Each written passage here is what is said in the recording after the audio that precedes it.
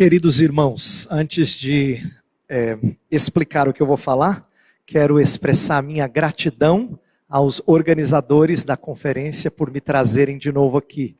Tenho aprendido a amar mais e mais ao pastor Marco, pastor Holmes, pastor Leandro, os irmãos desta igreja que nos recebem, né, o pastor Clênio, os pastores que trabalham aqui e os demais que certamente eu vou conhecer um pouquinho entre hoje e amanhã, né? Então, minha gratidão a todos vocês.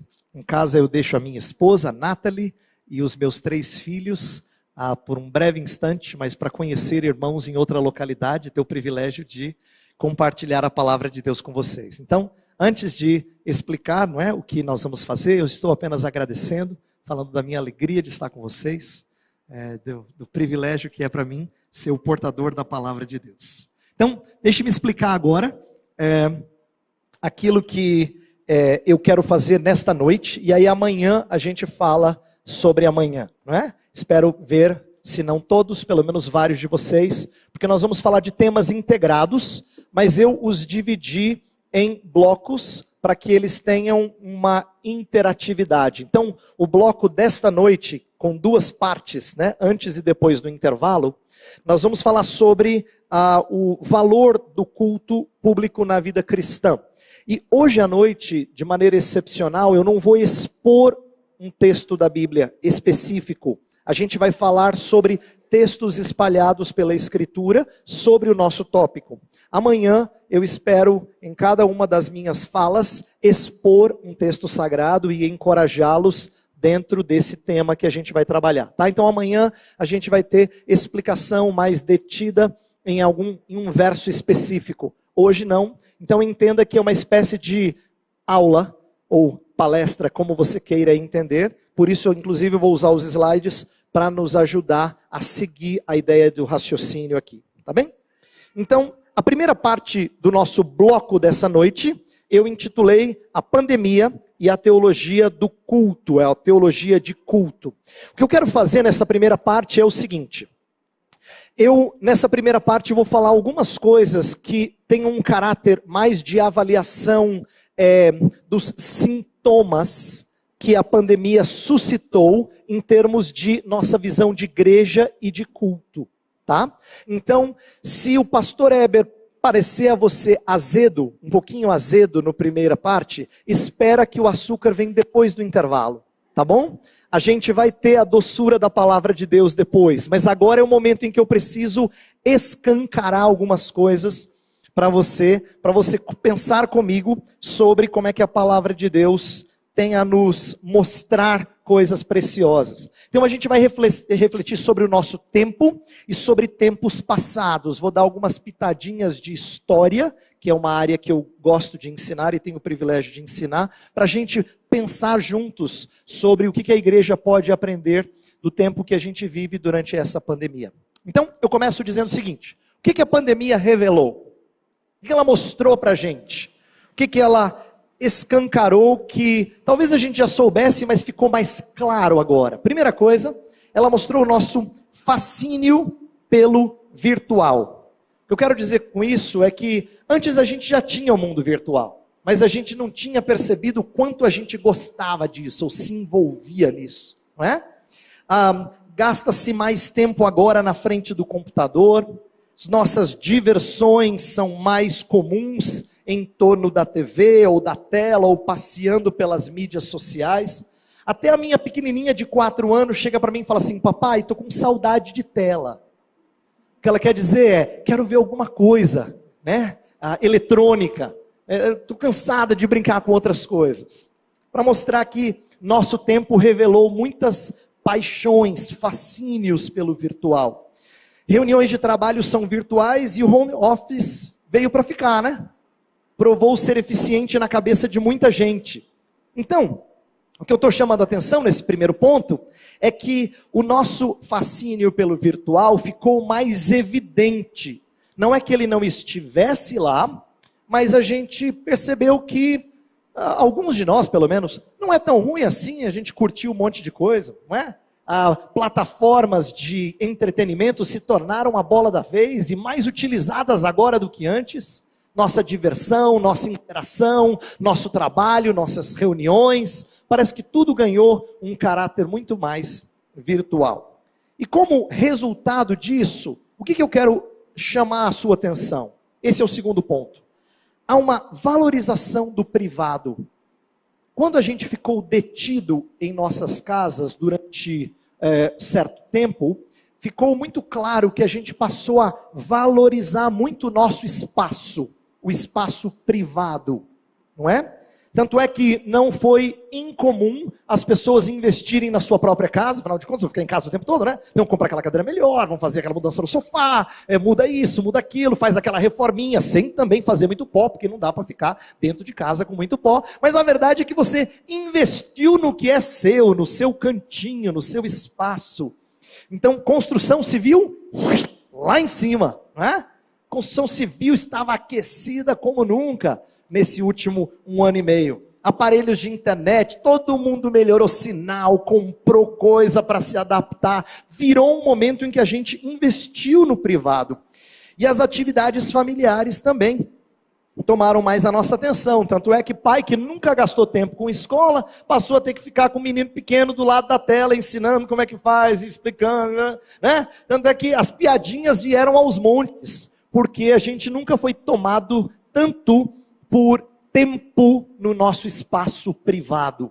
E a verdade é que algumas coisas trouxeram dor de cabeça, mas outras foram até apreciadas. Eu estou levantando nesse slide aqui, um ponto comum, conhecido de todos nós, mas para levar você a pensar em como é que a igreja foi impactada com isso. Isto é, o que aconteceu com a igreja no tempo da pandemia? E que fique bem claro que não é que a pandemia muda a igreja. Atenção, ocasiões nunca são causadoras de certos males, elas simplesmente evidenciam certos males. O adágio popular de que a ocasião faz o ladrão não é verdade. A ocasião só traz à tona o desejo que ele tinha de ter o que não é dele. Então a gente precisa entender isso, para que eu não passe a impressão de que a pandemia causou isso. Não tem nada a ver com a pandemia em si. Não culpe a pandemia, ela é impessoal. É igual quando a gente quer falar do Brasil, você fala assim, o problema do Brasil, sabe o que ele quer? É o sistema, meu querido. O sistema do Brasil não funciona. Não culpe o sistema não presta contas a ninguém. O sistema não é pessoa. O sistema tem nome de pessoas que fazem coisas que às vezes são corretas e coisas que não são corretas. Então a gente tem que tomar cuidado para não culpar ocasiões por trazer certos males. Mas ela certamente proporciona com que certas ideias venham à tona. Então eu quero chamar a atenção de alguns pontos teológicos e o resultado que isso trouxe para o entendimento de culto. Primeiro ponto teológico que eu destaco aqui é que já havia no nosso contexto evangélico em geral uma falta de distinção entre tipos de culto diferentes. Quando eu falo faltava distinção de tipos de culto, é porque a gente tem a tendência de chamar muita coisa de culto e tem dificuldade de diferenciar culto de culto. Aí você fala, hã?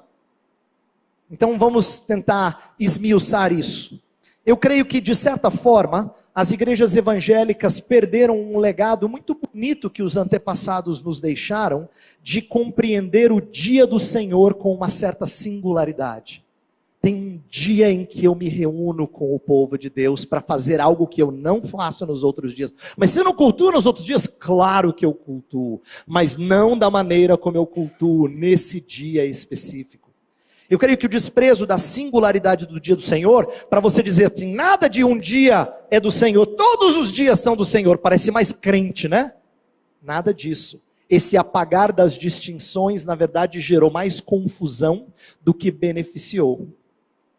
Inclusive, a gente tem o mau hábito, no meu entendimento, de chamar toda atividade eclesiástica de culto.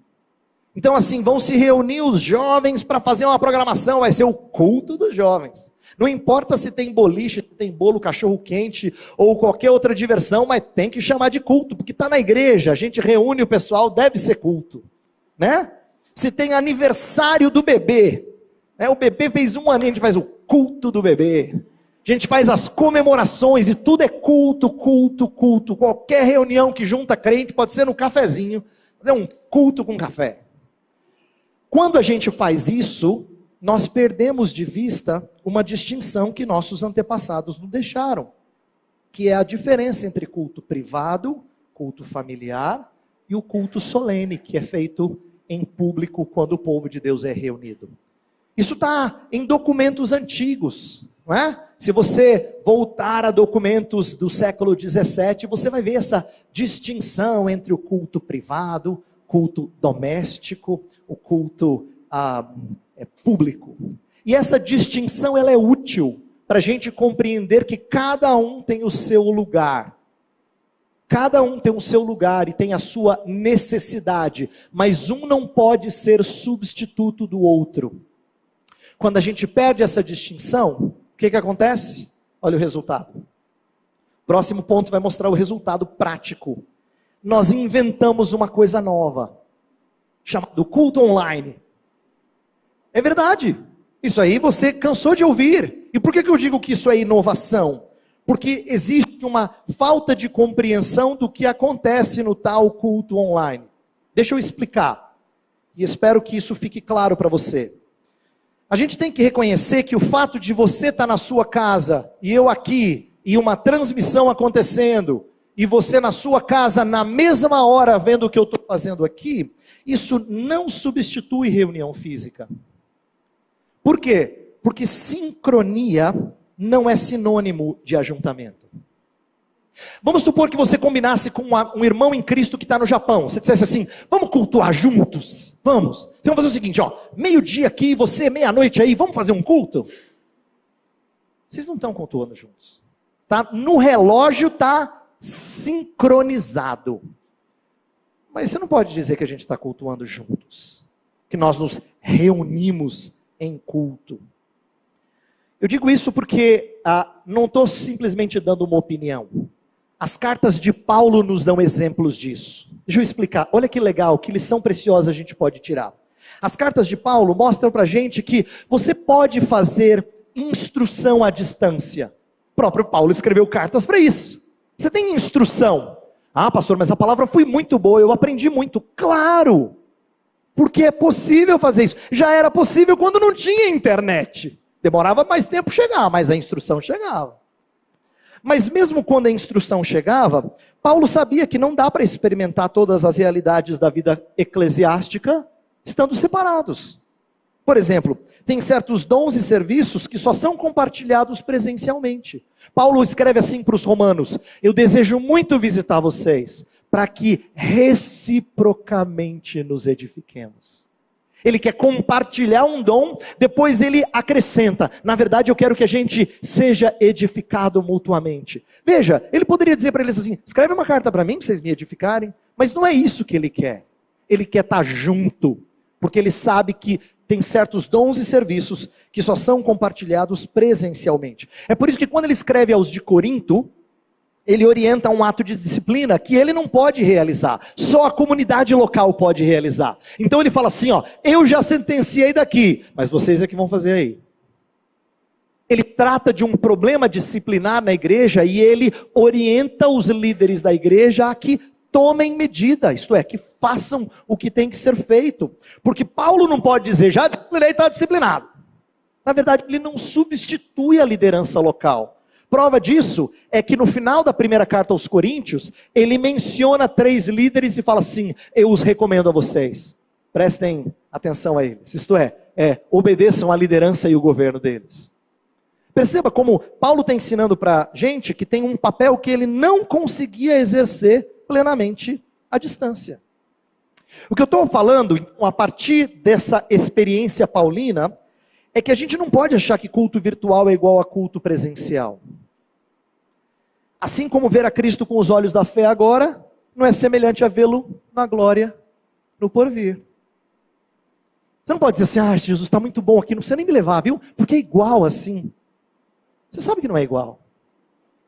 Tanto não é igual que você anseia estar com Ele no porvir. Porque existe uma plenitude lá que agora não é possível. por causa do seu distanciamento físico do seu Salvador. Então, por isso que eu quero que você preste atenção nessa conclusão simples. Quando nós estamos cada um na sua casa, procurando cultuar ao mesmo tempo, assistindo a transmissão do culto pelo YouTube, nós estamos cultuando. Eu não estou negando que nós estamos cultuando, mas não juntos.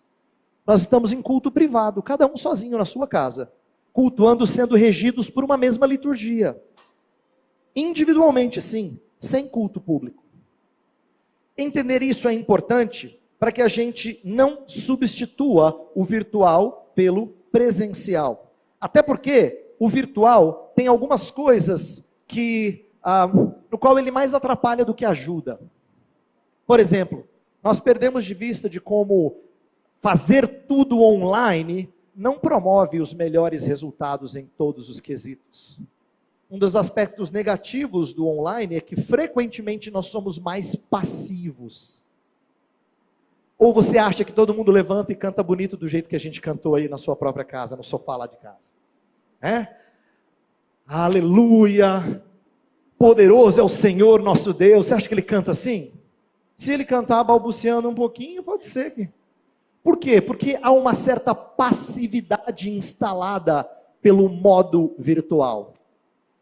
Essa passividade de quem assiste o culto e não participa dele é estragada por uma série de outras coisas. Por exemplo, a tradição reformada ensina uma coisa muito bonita que a gente perde de vista quando nós não temos essa prática de nos reunirmos, que é a ideia de nos prepararmos para o culto adequadamente.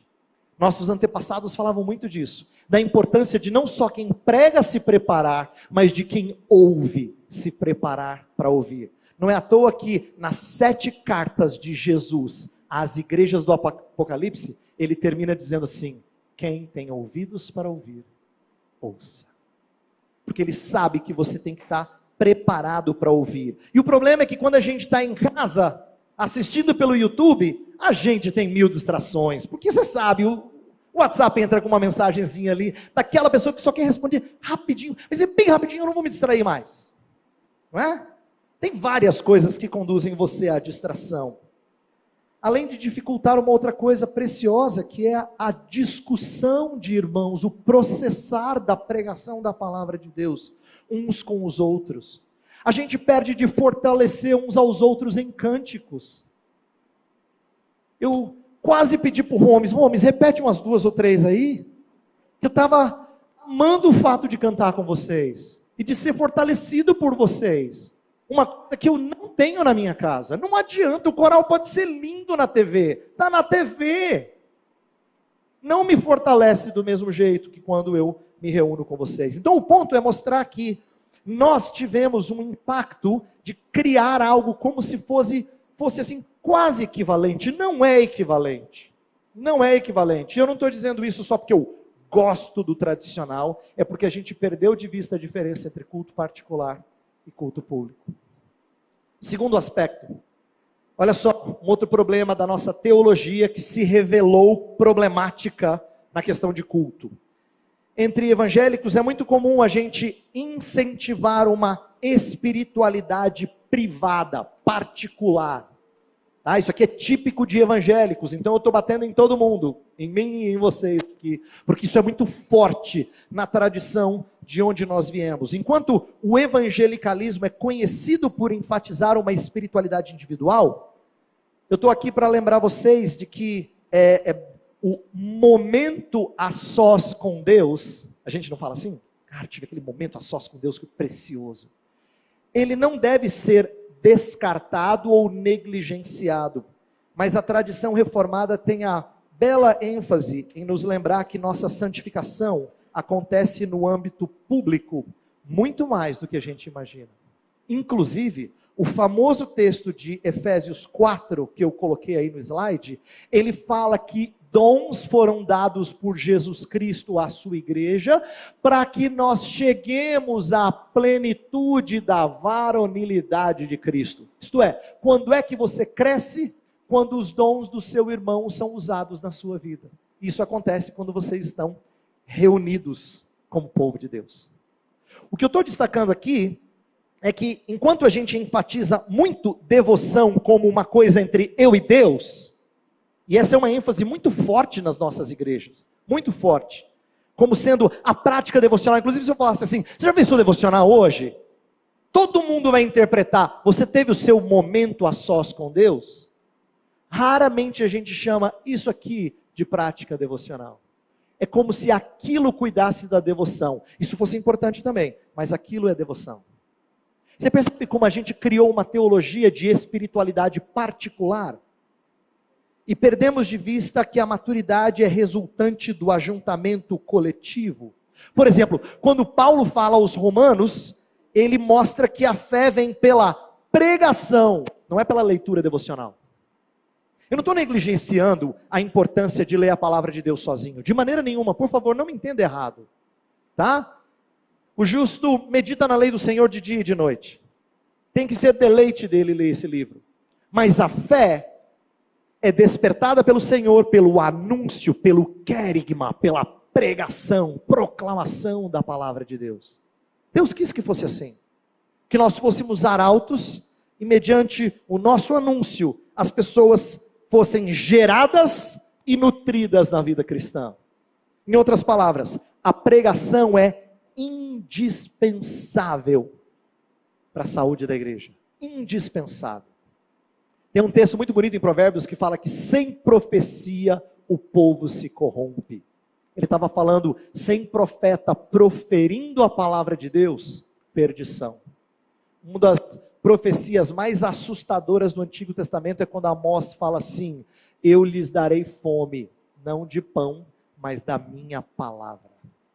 Deus reter a sua palavra é castigo dos mais severos, porque nós precisamos dela para a nossa nutrição. Por quê? Porque a igreja, na verdade, é resultado da palavra, ela é a criação da palavra de Deus. Ela é gerada pela palavra.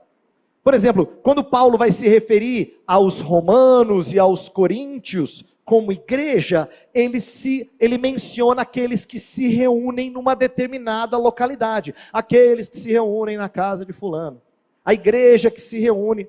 Quando ele fala para os coríntios assim, quando vos reunis, vocês fazem isso, porque a ideia de culto é necessariamente o ajuntamento, a reunião. Um autor que eu li observa que se o povo de Israel montava o seu acampamento ao redor do tabernáculo e Jerusalém repetiu a centralidade do templo, então devemos compreender a importância de nos reunirmos como um só povo adorador. A ideia é que a gente precisa entender essa centralidade, e eu coloco aqui que o resultado prático foi a tendência à devoção individual e autônoma.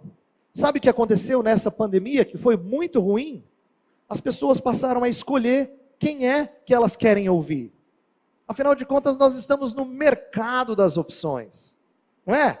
É isso que a internet promove, que parece tão fascinante. Hoje eu quero ouvir pregador X. Hoje eu quero ouvir pregador Y. Hoje eu vou participar do culto da igreja tal. Um monte de crente fez isso no último ano e meio. Um monte. Por quê?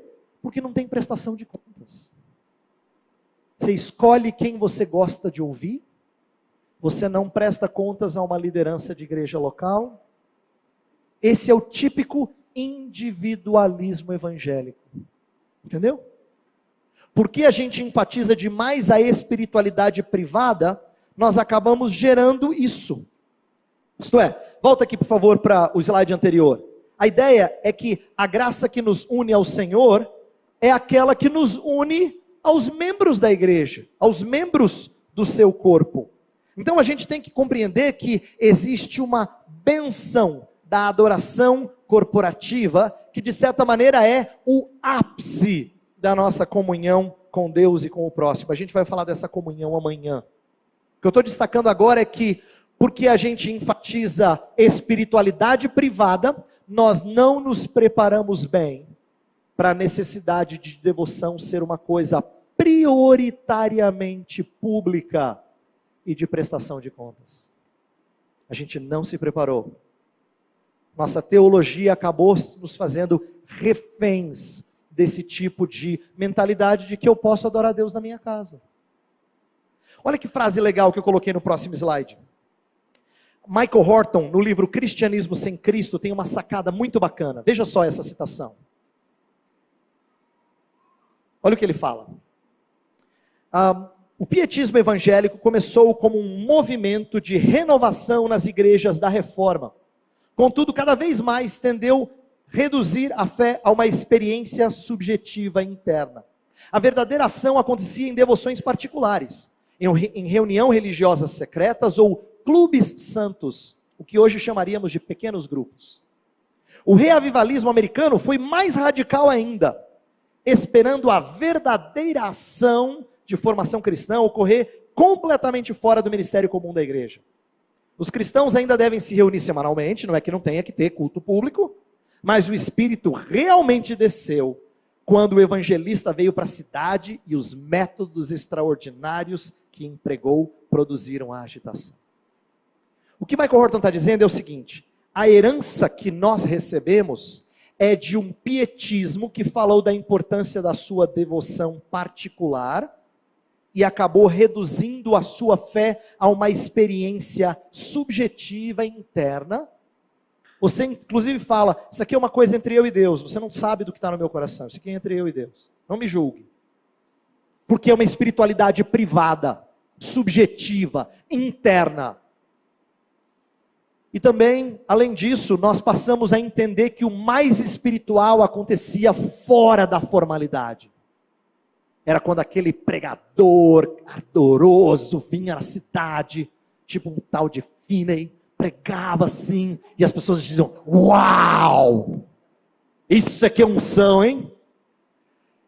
O que isso criou é a ideia de que o nosso comum encontro semanal é bom, pastor. Mas assim, mas é bom também, né? É bom, é. Não é assim, mas é bom também. Nós perdemos de vista que isso, na verdade, é o que nos faz alimentar. O iluminismo fez com que a autoridade final na religião da igreja passasse para a mente do indivíduo. E o pietismo acabou colocando a autoridade final na experiência.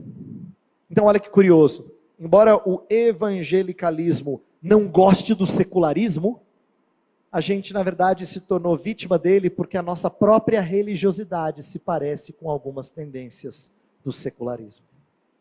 Nossa própria religiosidade. Aí talvez você pergunte assim, pastor, do jeito que o senhor está falando assim, parece que a gente só errou.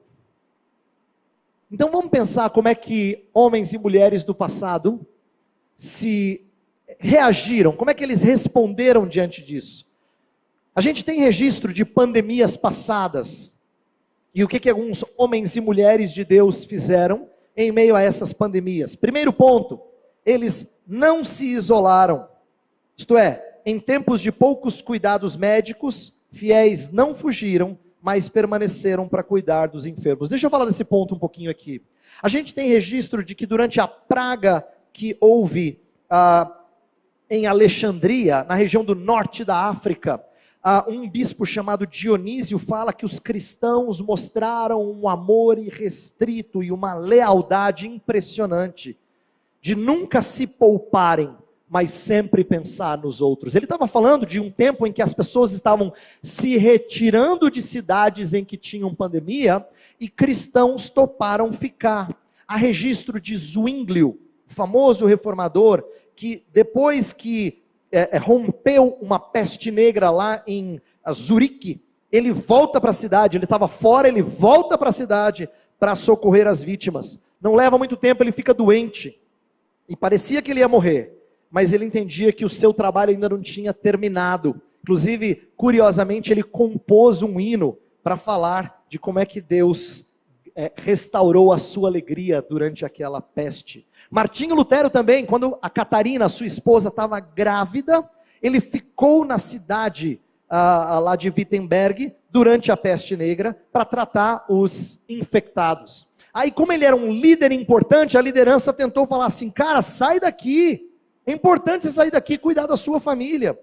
E ele então, depois de um certo tempo de reflexão, chegou à conclusão de que não era inerentemente errado sair, contanto que a vida daqueles que ficavam tivessem quem cuidasse deles.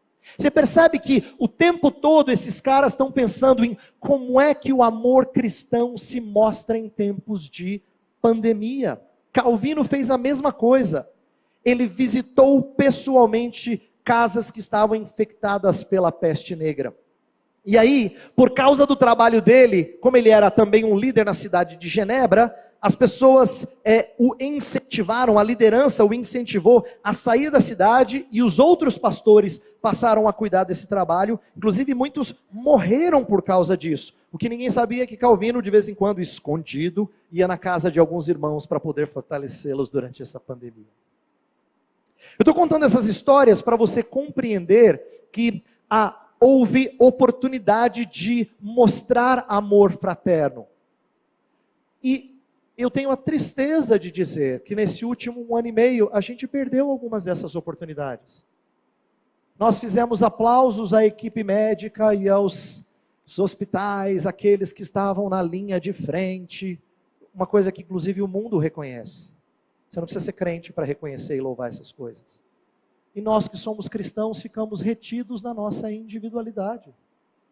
Com o receio de sermos contaminados, nós mostramos pouco amor fraterno.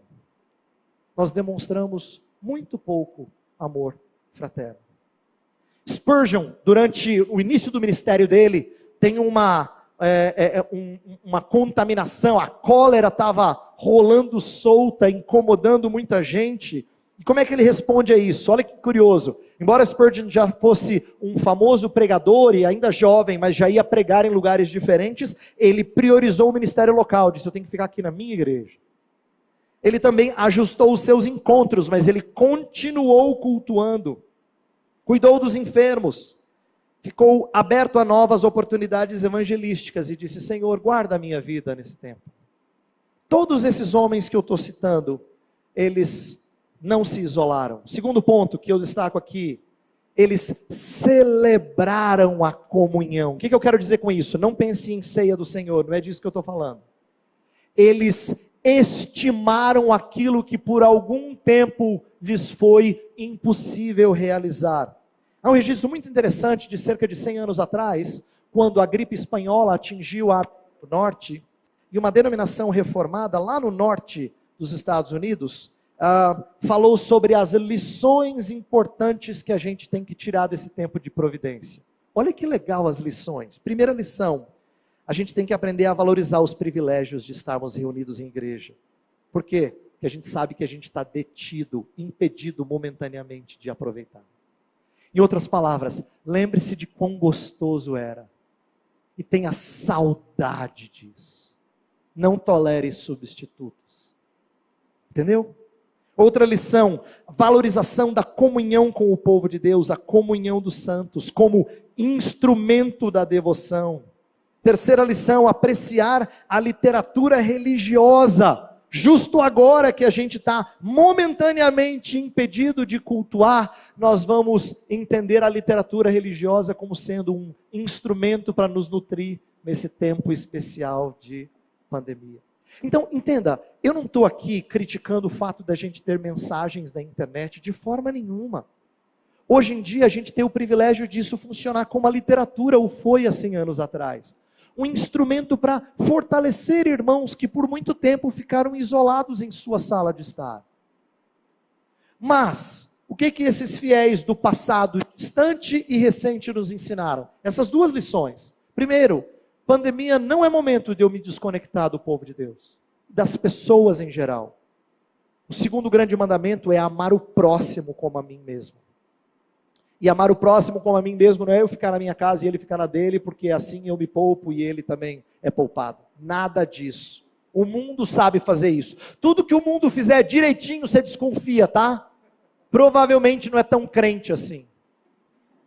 Se o mundo sabe fazer isso, ele provavelmente não o faz em conformidade com o Evangelho. O que eu quero dizer é que há muito mais demonstração de amor que a gente não fez, por causa do nosso isolamento. Assim como o celebrar a comunhão, isto é, o deleitar-se naquilo que nós perdemos, naquilo que ficou de fora.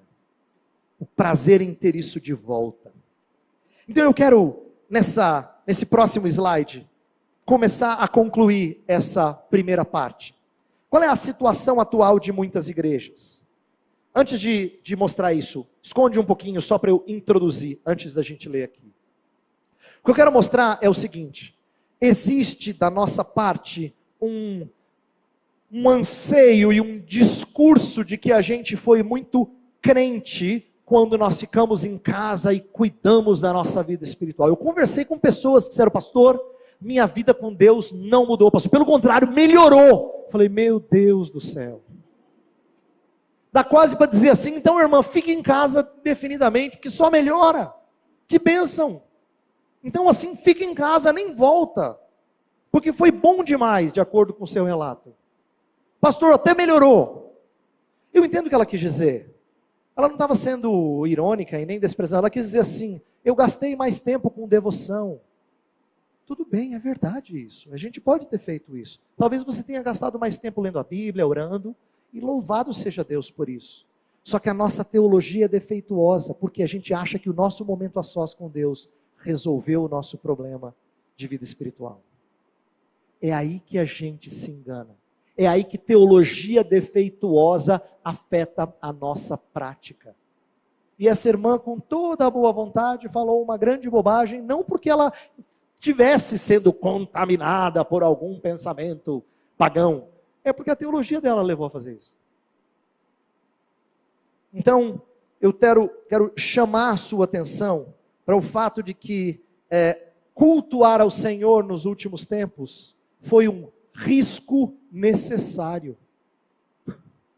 Foi um risco necessário. Veja por quê. Olha só. O que aconteceu conosco?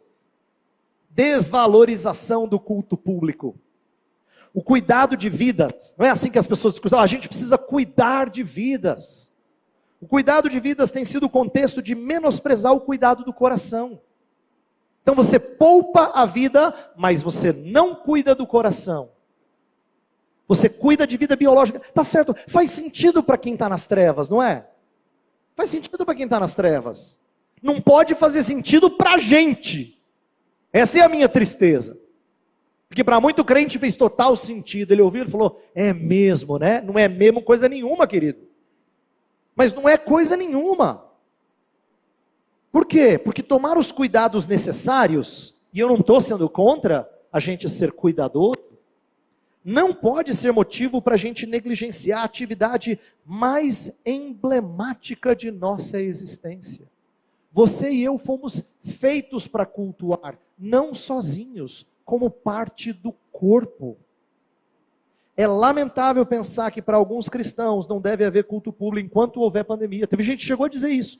Para mim, enquanto tiver pandemia, as igrejas não devem voltar. O que isso revela? Que parece que a vida é melhor do que a graça. A vida é melhor do que a graça. Estou ironizando aqui, invertendo o que o salmista escreveu. Sabe por quê? Quando fiéis do passado se reuniram em catacumbas, por causa das perseguições dos primeiros séculos, eles corriam esse risco, porque a graça era melhor que a vida. A graça era melhor que a vida. Tá? A graça valia preciosamente mais do que a vida. E cristãos hoje que adoram ao Senhor em países onde o evangelho é proibido, por que ele se arrisca? Por que ele faz uma tolice dessa, a gente poderia pensar? É porque a atividade cultica não é um adendo importante, é a atividade essencial de nossas vidas, sem a qual nós minguamos espiritualmente, porque a graça é melhor do que a vida. Minha oração, e nós vamos continuar a refletir sobre isso na segunda parte, é que a gente compreenda quão fundamental é o culto público para a nossa saúde espiritual. E quem sabe, olhando para textos da Escritura que mostram isso, a gente seja convencido de que toda e qualquer paralisação que nós tivermos, não só deve ser momentânea, mas deve ser com anseio de voltar a cultuar com os irmãos. com grande anelo de estarmos juntos novamente. Assim como você anela ver o seu Salvador, você tem que anelar estar junto com os seus irmãos. Vamos orar? Senhor, nós ouvimos várias críticas e reflexões sobre o que a pandemia suscitou das nossas fraquezas. Mas não permita, Senhor, que isso seja motivo de sermos ácidos quando conversamos com irmãos que pensam diferente de nós. Desperta-nos para um espírito misericordioso, mas que confronta em amor, para que nossos irmãos tenham anelo, sede de estar na tua presença junto com os seus irmãos. Que essa seja uma sede que o Senhor desperte na vida do teu povo. Abençoa-nos, Senhor, e ajuda-nos a refletir sobre essas verdades em nome de Cristo. Amém.